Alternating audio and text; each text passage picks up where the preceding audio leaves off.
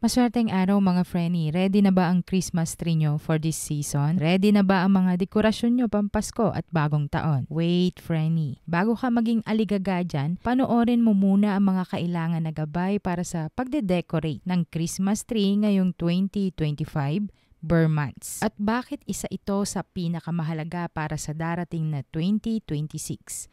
Yan at iba pang gabay na may kinalaman sa Kapaskuhan ngayong 2025 ang ating pag-uusapan.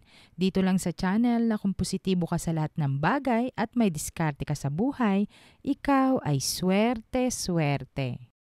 Siya si Rian, pwede mong kaibigan, laging masaya at malawak ang isipan, kaya maiibigan mo ang nilalaman ng kanyang mga adiyang may Taon-taon nagbabahagi ako ng mga gabay para sa inyong mga Christmas tree at Christmas decor. At taon-taon din po magkakaiba ang mga gabay depende sa enerhiya ng taon. Isa sa pinaka-excited ako mga Frenny ay ngayong 2025 Burr months na gabay. Dahil gaya ng nabanggit ko sa nagdaang video aralin patungkol sa darating na 2026, ito yun kung hindi nyo pa napapanood, may kinalaman ang paparating na 2026 sa enerhiya ng buong Burr months ngayon ng 2025. MS Rian, ano connect sa Christmas tree at Christmas decor? Malaki Frenny. Malaki ang impact niyan sa buong Burr months ng 2025 mga Frenny. Magkakaroon kasi ng mixed energy ng 2025 at paparating na 2026 at mas napaaga ito gaya ng nasabi ko sa nagdaang video aralin natin.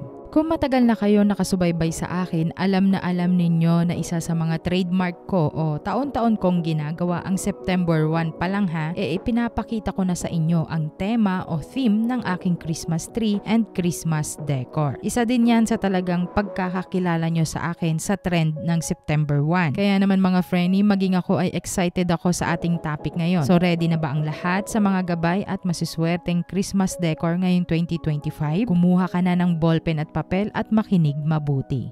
2025 Lucky Christmas Decorations. Number 1, Christmas tree.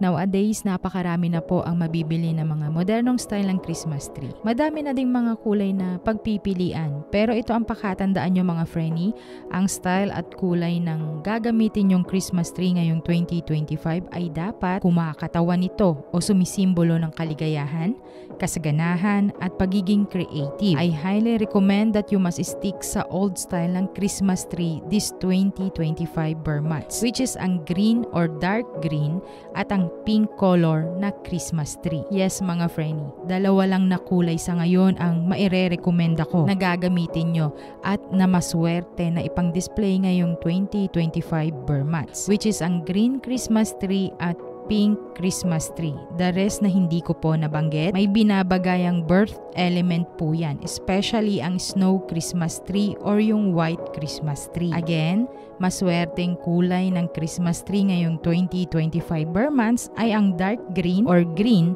at pink Christmas tree. Ito ay sa kadahilan ng may mixed energy ng 2025 at 2026. Meaning, dapat nakafocus ka sa mga bagay na may simbolo ng pag-usbong, kaligayahan at kasaganahan. Happiness and joy, ika nga. Number 2, candies. Ang Christmas decor ng mga candies ay maswerte ngayong 2025. Simbolo ito ng light, guidance, hope at joy sa isang tahanan. Nag-a-attract ito ng money energy mga Frenny through baby Buddha. Ang mga candy style na ornament or pasabit sa Christmas tree ay mabisa sa pagkakaroon ng maayos na mood ng isang tao o isang tahanan. Remember mga Frenny, sweet treats like candies symbolizes joy and celebration.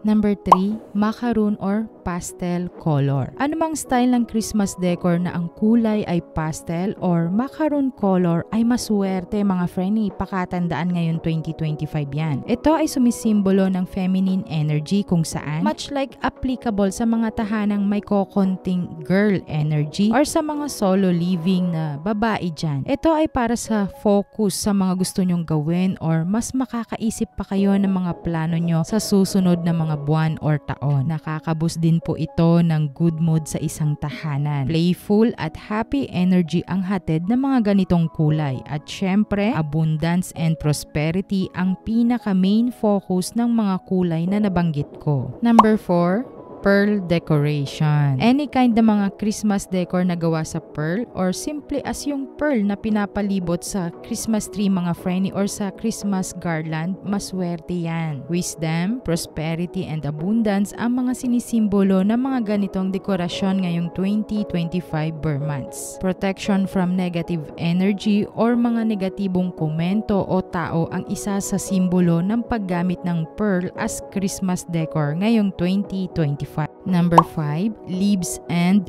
flowers. Ngayon 2025, I highly recommend to use leaves and flowers sa mga Christmas tree nyo or sa inyong Christmas decor. Ito ay magbibigay ng swerte at makakaboost ng everyday good mood sa isang tahanan. Abundance, growth, fertility, connection to nature, and cycle of life ang kadalasang naiuugnay o sinisimbolo ng dahon o bulaklak, especially mga friendly ang rosas. Protection and healing din ang mga simbolo na iba sa paggamit ng rosas. Happy soul, ika nga ng mas nakararami. Number 6, fairy light or Christmas lights. Maring gumamit ng Christmas light na nakasanayan natin yung multicolor o iba't ibang kulay kapag sininde. Maswerte yan mga friendly, trust me. Pwede din yung warm white basta wag gagamit ng puting Christmas light as in yung puti lang. Kung nais gumamit ng puti, maaring gawing accent lamang ito mga friendly at samahan ng iba't ibang kulay ng Christmas light. Take note mga friendly, may mga ibang tao kasi na may Christmas tree especially na sa table lang na walang ilaw. I don't recommend it ngayon na 2025. Hindi maganda na gamitin ang mga ganon ngayong 2025 Burr months. Para umakit ng swerte, make sure na may Christmas light ang mga Christmas tree nyo. Alinsunod sa mga nabanggit kong kulay ng ilaw kanina. Number 7, pine cone. Yes mga friendly, pasok pa din po ang Christmas decor na pine cone na maswerteng pandekorasyon ngayong Kapaskuhan. Ito ay nagsisimbolo ng abundance, respect at money energy. Youthful, beauty, and may pagka-feminine energy ang pine cone, so safe ito gamitin at maswerte gaya ng nasabi ko kanina. Number 8, berries. Isa sa mga masiswerteng pandekorasyon ngayong Kapaskuhan ay ang mga mapupulang bilog na prutas na berries. Bukod sa abundance, happiness din sa tahanan ang hatid nito o simbolo ng ganitong dekorasyon. Number 9, Santa decor. Pasok pa din sa aking reverse reading ang mga dekorasyon na Santa Claus image or figurine. Ito ay simbolo ng abundance, kindness, generosity, giving, love, and understanding. Make sure lang po na buong katawan, hindi yung head lang not recommended kapag head lang ni Santa this 2025 Burr months. Ngayon na naibigay ko na ang 9 na pinaka-importanting Christmas decor na dapat meron kayo ngayong 2025 Burr months, narito naman po ang iba pang gabay na dapat alam nyo ngayong 2025 Burr months. Symbol of life. Gaya ng sinabi ko sa unang bahagi ng videong ito na ang 2025 Burr months ay kakaiba sa mga nagdaang Burr months dahil sa mixed energy na papasok ng mas maaga ngayon.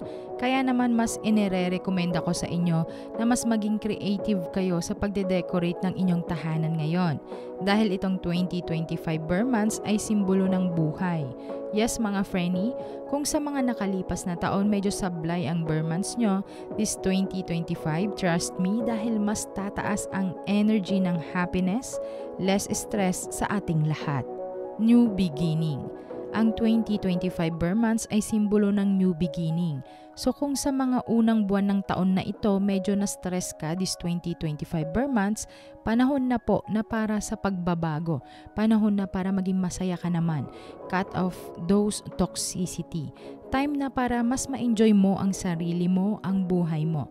Time na para mas pumabor na sa'yo ang bawat sitwasyon. Magic and ritual. Ngayong 2025 Burr months with good intention and purpose ang pagkakabit ng mga Christmas decor mga friendly. For example, habang nagkakabit ka o nagpaplano ka sa Christmas decor mo, make sure na unti-untiin mong i-declutter ang bahay mo. Papasukin mo ang positive energy at alisin ang mga stuck energy ng mga nakalipas na buwan. Sa pagkakabit po ng Christmas tree, make sure na masaya ang pakiramdam natin. Mag-manifest tayo o mag-visualize tayo na maswerte na tayo at masaya na tayo. Dahil ang pagkakabit ng Christmas tree ay isang paraan ng pang-ritualan. Old pagan at modern witchery method yan. Symbol of unity. Mahalagang magkaroon ng Christmas decor ngayong 2025 Burr months. Kahit simple lang mga friendly sa inyong tahanan. Ito po ay sumisimbolo ng pagkakaisa, pagkasama-sama ng bawat miyembro ng pamilya. Sumisimbolo ang Christmas tree ngayon ng unity at simbolo ng wealth and prosperity. Anumang Christmas decor na nabanggit ko kanina sa unang bahagi ng videong ito ay maswerte at pwede nyo pong gamitin. So yun lang mga friendly sa ngayon. Bago ko pala tapusin ang videong ito, naalala nyo ba last year na sabi ko pag nagkaroon na kayo ng Christmas decor or Christmas tree, itag nyo ako at pipili ako. Sad to say, last year walang gumawa nun kahit isa. By this time, uulitin ko, 3 subscribers ko ang pipiliin ko this Burr months mga friendly na mananalo ng special giveaway sa akin. All you have to do is tag nyo ako sa Facebook kapag nag-post kayo ng Christmas decor nyo. Mas simple, mas natural at mas may kwento, yun ang pipiliin ko. So yun lang, don't forget to subscribe mga friendly.